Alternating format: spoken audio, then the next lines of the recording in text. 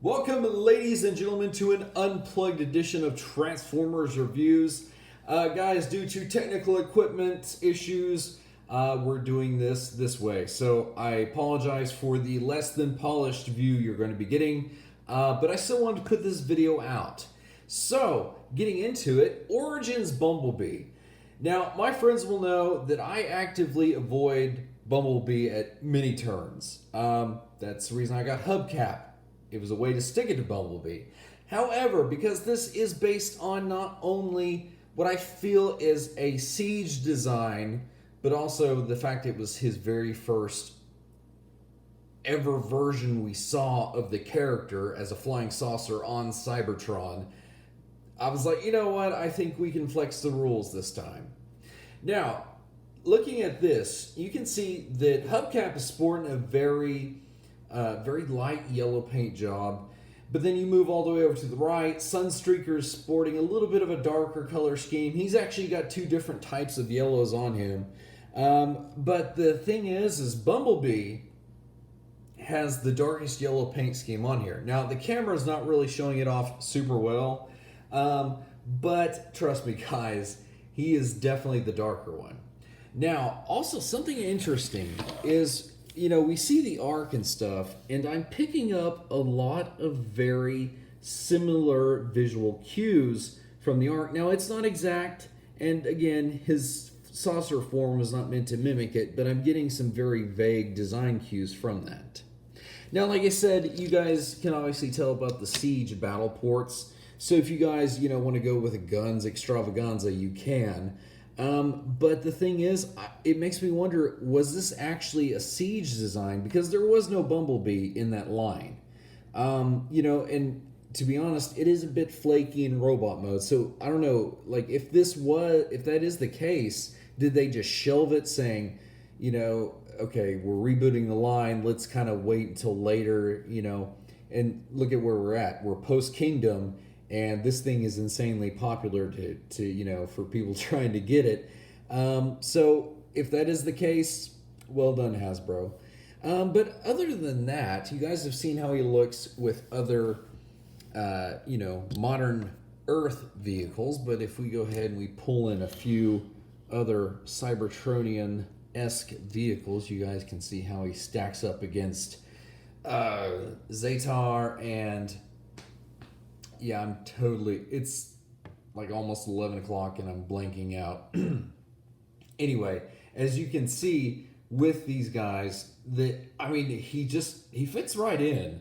And that's what I love, is that the aesthetic is not so drastic that it just totally doesn't get it. Or doesn't fit in, I guess is what I'm trying to say. So anyway, guys, now that you've kind of seen the comparison with both Earth and Cybertronian vehicles, why don't we actually get into the transformation, which is a rarity on this channel. Now, this guy, I will tell you that this panel right here, on my copy at least, it has a tendency to pop off. So if it does that during this video, don't worry, it just does that sort of thing.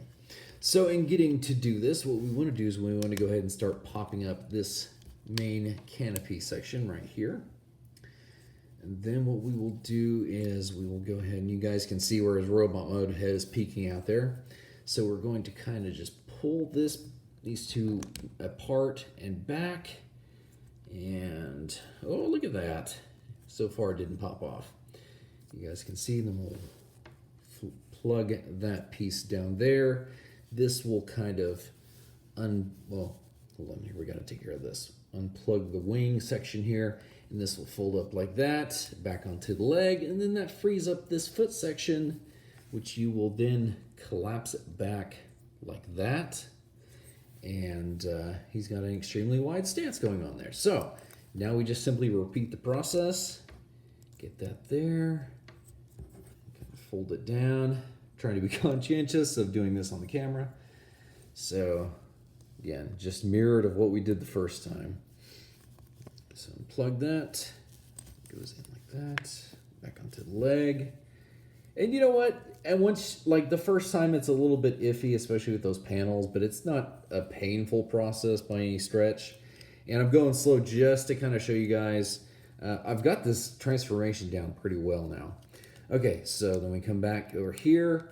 We pull the arms apart, pull them out to the sides, just so that they get out of the way of the waist swivel. So we'll do that there.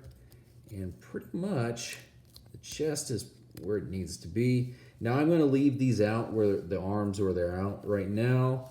And then this one, I always have to remind myself how this happens because it's real weird. This section right here, when you're going to vehicle mode, you have to kind of like flex this section right here enough to fit these down behind.